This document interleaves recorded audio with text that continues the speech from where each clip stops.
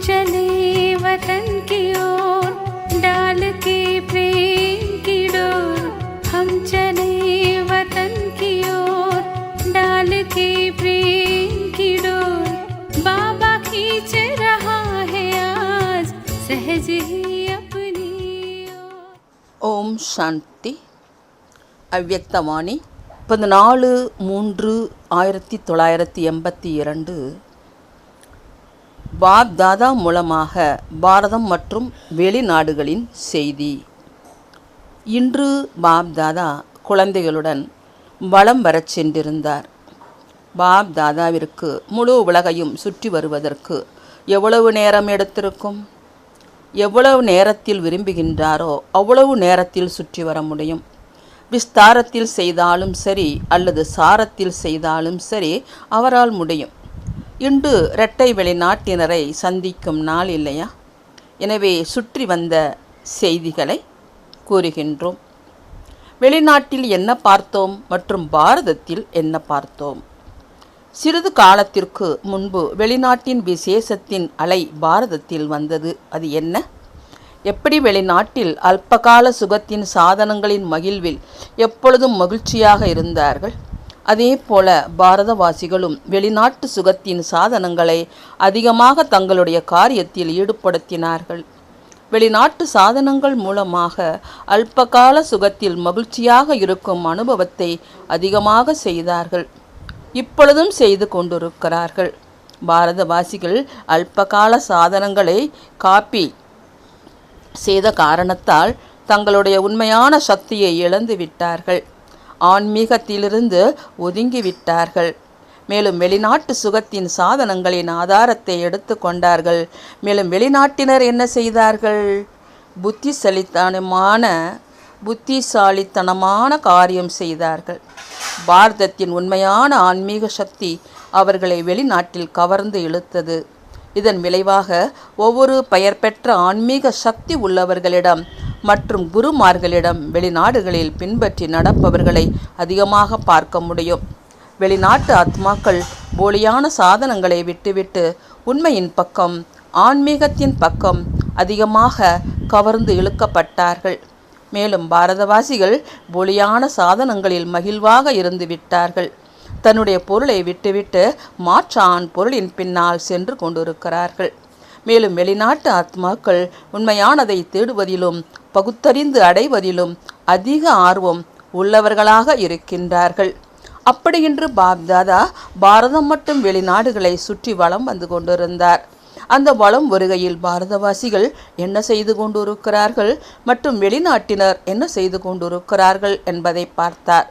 பாரதவாசிகளை பார்த்து, இவ்வளோ உயர்ந்த குலத்தை சேர்ந்த நம்பர் 1 தர்மத்தின் ஆத்மாக்கள் பின்னால் வந்தவர்களால் விடப்பட்ட பொருட்களை உபயோகிப்பதில் அந்தளவு மனமகிழ்ந்து போனார்கள். அதாவது விசேஷ பொருட்களை மறந்து விட்டார்கள். இந்த காரணத்தினால் பாரதம் என்ற வீட்டில் அமர்ந்து கொண்டே பாரதம் என்ற வீட்டில் வந்திருக்கும் சிரேஷ்ட விருந்தினர் தந்தையையும் தெரிந்து கொள்ளவில்லை. மேலும் வெளிநாட்டின் ஆத்மாக்கள் தூரமான இடங்களில் இருந்தாலும் செய்தியை கேட்ட உடனேயே தெரிந்து கொண்டு வந்து சேர்ந்தும் விட்டார்கள். இரட்டை வெளிநாட்டு குழந்தைகளின் பகுத்தறியும் கண் மிகவும் கூர்மையானது என்று பாப்தாதா பார்க்கின்றார். தூரத்தில் இருந்து பகுத்தறியும் கண் அனுபவம் மூலமாக பார்த்து விட்டார்கள் மற்றும் அடைந்தும் விட்டார்கள். மேலும் பாரதவாசிகள், அதிலும் மவுண்டபு வாசிகள் மேல் மிகுந்த இரக்கம் வருகிறது. அருகிலிருந்தும் பகுத்தறியும் கண் இல்லை. பகுத்தறியும் கண்ணின்றி குருடர்களாய் தங்கி போய்விட்டார்கள் இல்லையா? அந்த மாறி குழந்தைகளை பார்த்து இரக்கம் வரத்தானே செய்யும் இல்லையா? அப்படி இரட்டை வெளிநாட்டினரின் அதிசயத்தை பார்த்து கொண்டிருந்தனர். அடுத்து என்ன பார்த்தோம்? எப்படி தற்சமயம் பாரதம் இலையாக இருக்கிறது, அதே மாதிரி இப்பொழுதும் இறுதி நேரம் அருகில் இருக்கும் காரணத்தினால் வெளிநாட்டினரின் நிரம்பிய நிலையில் செழிப்பில் குறை வந்துவிட்டது. எப்படி மரம் எப்பொழுதும் பசுமை நிறைந்ததாக இருக்குமோ மலர்கள் பழங்கள் ஆகியவை இருக்கும். ஆனால் மரம் காய்ந்து வாடத் தொடங்குகிறது என்றால் மலர் பழங்களும் வாடத் தொடங்கி விடுகின்றன. இப்பொழுது வெளிநாட்டிலும் வேலை சுலபமாக கிடைப்பதில்லை.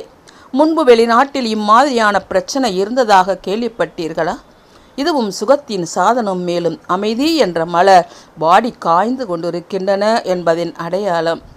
பாரதம் என்ற முக்கிய தண்டு காய்ந்து கொண்டிருக்கிறது. அதன் பாதிப்பு கிளைகளிலும் ஏற்பட தொடங்கிவிட்டது. இந்த கிறிஸ்துவ மதம் கடைசி முக்கிய பெரிய கிளை. கல்ப விருட்ச படத்தில் கிறிஸ்துவ மதம் எந்த கிளையாக இருக்கிறது? முக்கிய கிளைகளாக எதை காண்பிக்கின்றீர்களோ அதில் இது கடைசியானது தான் இல்லையா? அந்த கிளை வரை நிரம்பிய நிலையில் பிராப்தியின் பசுமை காய்ந்து விட்டது. இது முழு மரத்தின் இத்துப்போன நிலையின் அடையாளம். அப்படி இன்று முழு உலகில் அல்பகால பிராப்தி என்ற மலர்கள் பழங்கள் காய்ந்து இருப்பதாக பார்த்தோம். இன்னும் 2 விஷயங்கள் மட்டும் இருக்கின்றன. ஒன்று மனதால் வாயால் கதறுவது. இன்னொன்று எப்படியாவது கட்டாயத்தின் வாழ்க்கையை தேசத்தை நடத்துவது. கதறுவது மற்றும் காரியத்தை நடத்துவது, இந்த 2 வேலைகள் இருந்து விட்டன.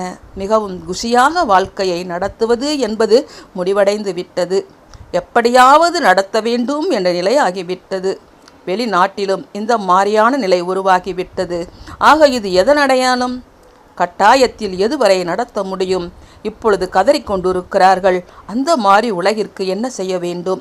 கட்டாயத்தில் நடத்தி கொண்டிருப்பவர்களுக்கு பிராப்தி என்ற 2 இறக்கை கொடுத்து பற்ற வைக்க வேண்டும். யாரால் பறக்க வைக்க முடியும்? யார் அவர்களே பறக்கும் கலையில் இருப்பார்களோ அவர்களால் தான் முடியும்.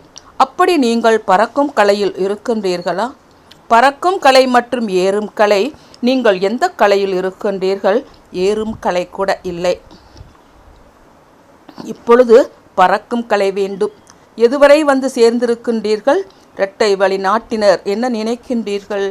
பெரும்பான்மையானோர் தந்தைக்கு சமமான ஆசிரியர் தரம் உள்ளவர்கள் தான் இல்லையா? டீச்சர் என்றால் பறக்கும் கலை உள்ளவர்.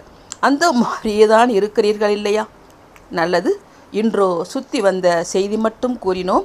இப்பொழுது பாரதம் மற்றும் வெளிநாட்டினர் நடைமுறையில் அடையாளங்களை தெளிவாக பார்த்து கொண்டிருக்கிறார்கள். இன்றைய நாட்களில் ஏதாவது விஷயம் நடந்தது என்றால் 100 வருடங்களுக்கு முன்பு நடந்தது என்று கூறுகிறார்கள். அனைத்து விசித்திர விஷயங்களும் நடந்து கொண்டிருக்கின்றன. ஏனென்றால் இவை விசித்திர தந்தையை பிரத்யட்சம் செய்யும். இப்பொழுது என்ன ஆகுமோ என்று அனைவரின் வாயிலிருந்து இந்த வார்த்தைகள் வெளியாகின்றன. அனைவரின் புத்தியில் இந்த கேள்விக்குறி தெளிவாகிவிட்டது. பிறகு என்ன நடக்க வேண்டுமோ அது நடந்துவிட்டது என்ற வார்த்தைகள் வெளியாகும். தந்தை வந்துவிட்டார் என்ற கேள்விக்குறி அகன்று முற்றுப்புள்ளியிடப்பட்டுவிடும். எப்படி கடைந்த வெண்ணெய் எடுக்கப்படுகின்றது, அதே போல முதல் குழப்பம் ஏற்படும், பின்னர் வெண்ணெய் வெளியாகும். அப்படி இந்த கேள்விக்குறி என்ற குழப்பத்திற்கு பின் பிரத்யட்சம் என்ற வெண்ணெய் வெளியாகும். இப்போது மிக வேகமாக குழப்பம் தொடங்கிவிட்டது. நாலாபுறங்களிலும் இப்பொழுது பிரத்யட்சம் என்ற வெண்ணெய் உலகின் எதிரில் தென்படும். ஆனால் இந்த வெண்ணெயை அருந்துபவர்கள் யார்? சாப்பிடுவதற்கு தயாராக இருக்கின்றீர்கள் தான் இல்லையா? அனைவரும் ஃபரிஸ்தாக்கள் உங்களை வரவழைத்து கொண்டிருக்கிறார்கள். நல்லது. அனைத்து பிராப்தி இல்லாத ஆத்மாக்களுக்கும் பிராப்தி செய்விக்கும் அனைவருக்கும் பகுத்தறியும் கண்ணை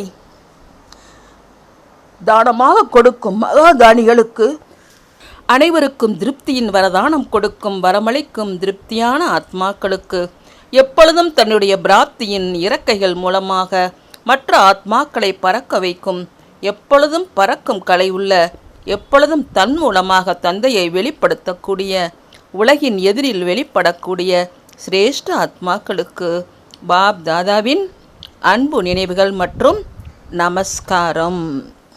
तुम बच्चों को तो सर्विस करनी है, जो बाबा कहते हैं सबको ये बताओ कि देखो तुम्हारा एम एंड ऑब्जेक्ट ये है, एक गीता है बगैर, ये राजयोग है नहीं बच्चे। कैसे है राजयोग? बिल्कुल सहज है कि बाप को याद करो तो ये वैसा मिलेगा तुमको। ओम शांति।